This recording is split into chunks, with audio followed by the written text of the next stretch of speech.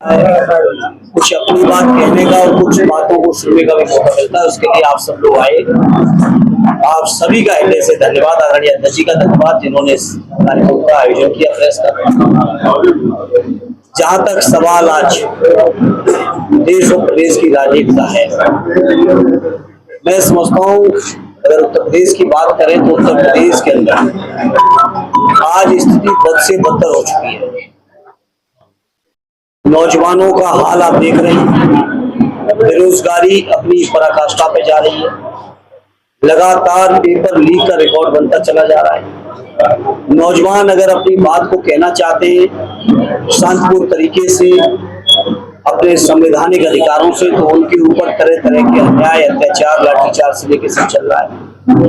किसान परेशान है, समय से खाद, बीज, पानी, बिजली मिल नहीं रही है। किसानों को उनकी फसलों का वाजिब मूल्य मिल नहीं रहा है। बीजेपी के लोगों ने भाषण बहुत दिए आमदनी को दूनी करने की, लेकिन कोई सार्थक पहल आमदनी दूनी करने पे आज तक नहीं हुई। कोई सार्थक पहल इस बात पे नहीं हुई किसानों की लागत कैसे घटे। किसान बर्बाद हैं, नौजवान बर्बाद हैं, सरकारी कर्मचारी परेशान हैं।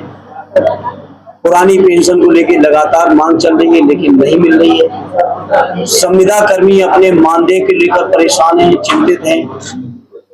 नौकरियां लगातार छीनी जा रही हैं, आरक्षण पूरी तरह से खत्म किया जा रहा है। संविदा नौकरी के माध्यम से, आउटसोर्सिंग के माध्यम से पूरे पीड़ित परिवार को उपेक्षित किया जा रहा है।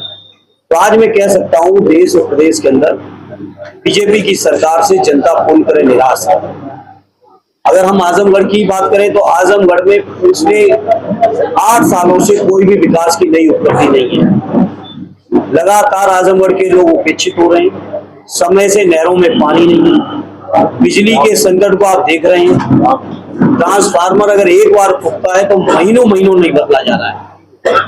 ये हालत पूरे आजमगढ़ में आप सबने के पास भी सूचनाएं आ रही होंगी। तो आज इस मौके पर हम नहीं कहना चाहते अपनी समाजवादी पार्टी की तरफ से कि हम समाजवादी लोग जनता के दुख में, दर्द में न केवल शामिल हैं बल्कि उनके साथ हर संघर्ष में खड़े हैं।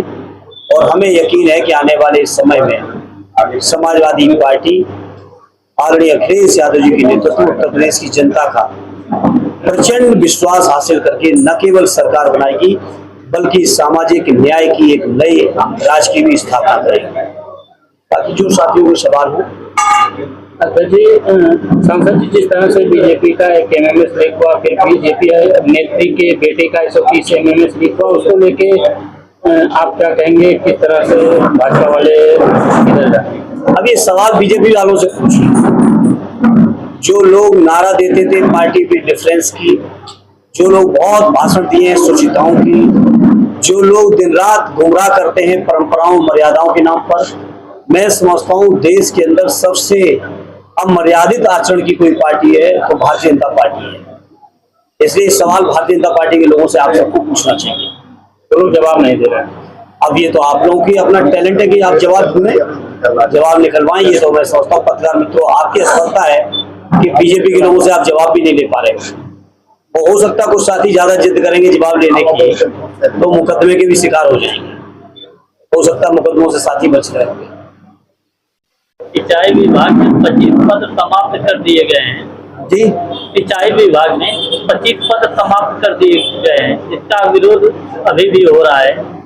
देखिए, लगातार मैंने कहा कि नौकरियां घटा रहे हैं और नौकरियों को जहां स्थायी होना चाहिए, सरकारी होना चाहिए, उनको संविदा के माध्यम से, आउटसोर्सिंग के माध्यम से आरक्षण खत्म करने का इन्होंने एक फार्मूला निकाला है। और इसी तरह की स्थिति को पैदा ये कर रहे हैं जो आज आपने कही। मेरा सिंचाई विभाग के जो कर्मचारी साथी हैं जो आंदोलन में हैं, उनको अपनी पार्टी की तरफ से पूरा समर्थन और उनको विश्वास दिलाते हैं हम समाजवादियों को जब मौका मिलेगा तो आपकी समस्याओं का समाधान हो जाएगा। आप को लेकर क्या कहा है? मुझे बीजेपी को बता के देश छोड़ा। किसने? तो ये बीजेपी वालों से पूछिए ना, जो लोग 2014 में भाषण दे रहे थे लोकसभा के चुनाव के समय कि 100 दिन के अंदर स्विस बैंक का काला धन लौट आएगा। काला धन अगर एक भी लौटा हो, 100 दिन की बात छोड़िए, 11 साल से ज्यादा हो चुके हैं। अब वो कैलकुलेशन लगाइएगा कितने दिन हुए। 11 साल से ज्यादा शासन चलाने के बाद कहीं कोई काला धन नहीं लौटा है। तो ये बीजेपी के लोग ये मान के चलिए, और हम समाजवादियों की तो स्थायी मान्यता बन चुकी है कि बीजेपी वाले जो कहेंगे समझ लेना ठीक उल्टा होने जा रहा है। चाहे इन्होंने काला धन लौटाने की बात की थी, काला धन देश से और चला गया।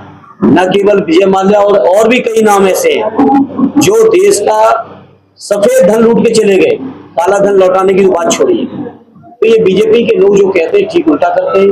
कहीं काला धन नहीं लौटा, कहीं बेरोजगारी खत्म नहीं हुई, कहीं किसानों की आमदनी नहीं बढ़ी। एक मुद्दा चाहे इनके 14 का चुनाव देखिए, 17, 19, 22, 24 इतने चुनावी वादे हुए, एक भी वादे पर भारतीय जनता पार्टी खड़ी नहीं होती है। 2027 में जनगणना कराने, जातिगत जनगणना कराने की बात है, इसके बारे का क्या मंशा है? क्यों अभी नहीं और इतना लंबा समय किया जा रहा है? देखिए, कोई भी मंशा इस्तेमाल करना चाहे करें।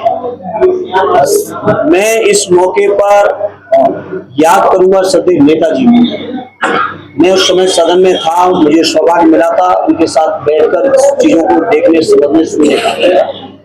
सदैव नेताजी ने जिस लड़ाई को शुरू किया था 2010 में, और उस लड़ाई को जो आदरणीय अखिलेश यादव जी लगातार लड़ रहे थे, अभी संसद के पिछले सत्र तक वो लड़े, और इस बात को लगातार उन्होंने कहा कि देश के अंदर जाति जनगणना होगी। और यहां तक कहा कि बीजेपी के लोगों, आप शायद सत्ता में हो, आप करना हो तो कर दो, और नहीं करोगे तो समाजवादी लोग अभी आंदोलन के रास्ते पर हैं, और जब सत्ता में आएंगे तो जाति जनगणना कराएंगे।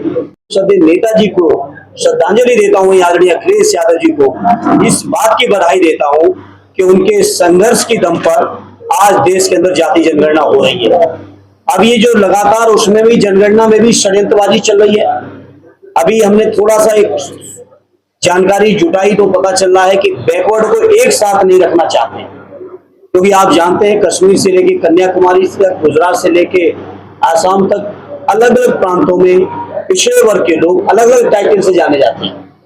लेकिन ये बीजेपी के लोग ये षड्यंत्र करना चाहते हैं कि पिछड़े वर्ग के लोगों की संख्या एक मुश्त क्या है ये पता न चल पाए। अभी ये भी षड्यंत्र है, लेकिन इसके लिए भी आदरणीय अखिलेश जी के नेतृत्व में हम समाजवादियों को संघर्ष करना पड़ेगा तो करेंगे।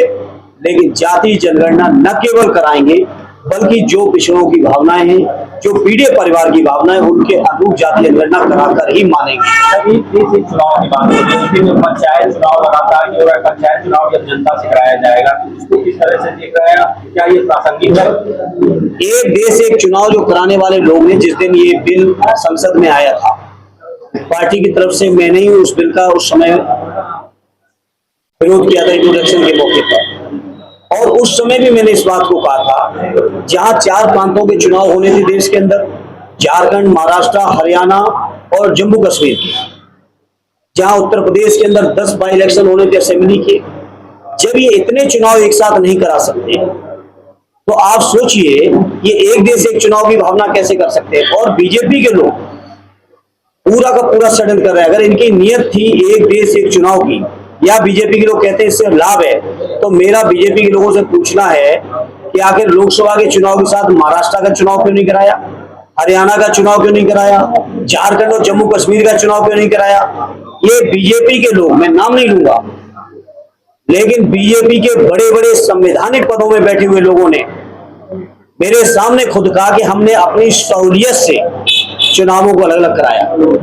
तो ये बीजेपी के लोग अपनी सुविधा देखने वाले लोग हैं। इनकी मंशा एक देश एक चुनाव कराने की नहीं है, बल्कि इनकी मंशा इस बात की है कि समाज के अंदर जो सवाल आज खड़े हैं, दलितों के, पिछड़ों के, रोजगार के, किसानों के, बुनकरों के, संविदा कर्मियों के, फौजी भाइयों के, अग्निवीर का जो सवाल खड़ा हुआ है, जो पुरानी पेंशन की मांग कर रहे हैं हमारे पैरामिलिट्री फोर्सेस से लेके सारे सरकारी कर्मचारी, उन कैसे मुद्दों को चर्चा से बाहर करके एक देश एक चुनाव की चर्चा लाई जाए, इसलिए षड्यंत्र है।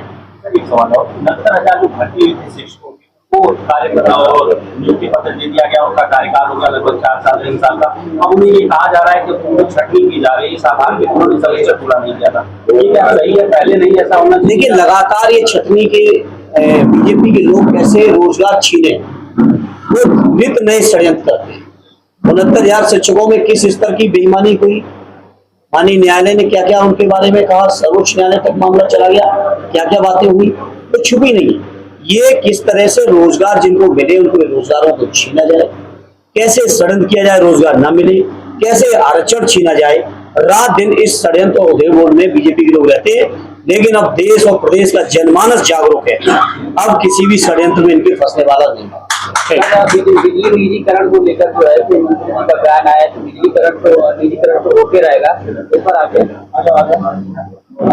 मंत्री जी इसके अलावा कुछ कर नहीं पाए, ट्रांसफार्मर बदल नहीं पाए, नई लाइनें कहीं बना नहीं पाए, तार टूट गए बदल नहीं पाए, ट्रांसमिशन लाइनें बनी नहीं, जनरेशन के लिए एक भी प्लांट नहीं बनाया पिछले 8 साल में उत्तर प्रदेश के अंदर।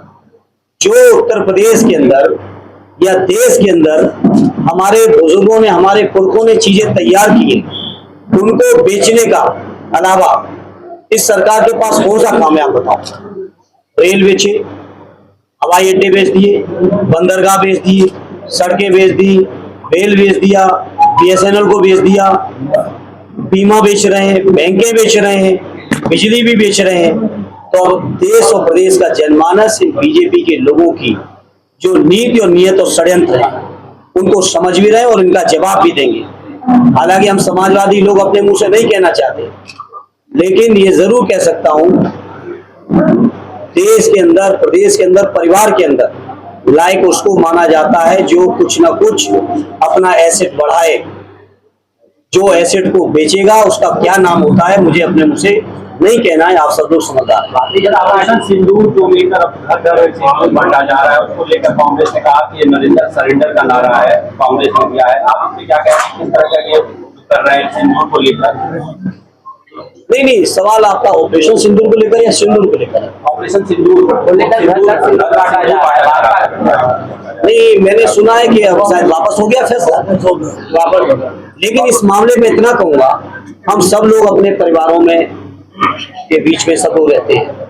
मैं समझता हूं कोई भी स्वाभिमानी पुरुष इस बात को नहीं स्वीकार करेगा कि उनके परिवार की महिला को कोई दूसरा व्यक्ति जाके सिंदूर बांटे, और ना ही कोई हमारे देश की स्वाभिमानी माता बहन इस बात को स्वीकार करेगी। क्योंकि ये सिंदूर केवल सिंदूर लाल रंग नहीं है, ये सिंदूर मैं समझता हूँ लोगों के जज्बातों का, भावनाओं का, पूरे जीवन, और जिस सनातन धर्म को लोग मानते हैं वहां तो 7 जन्मों की मान्यता है।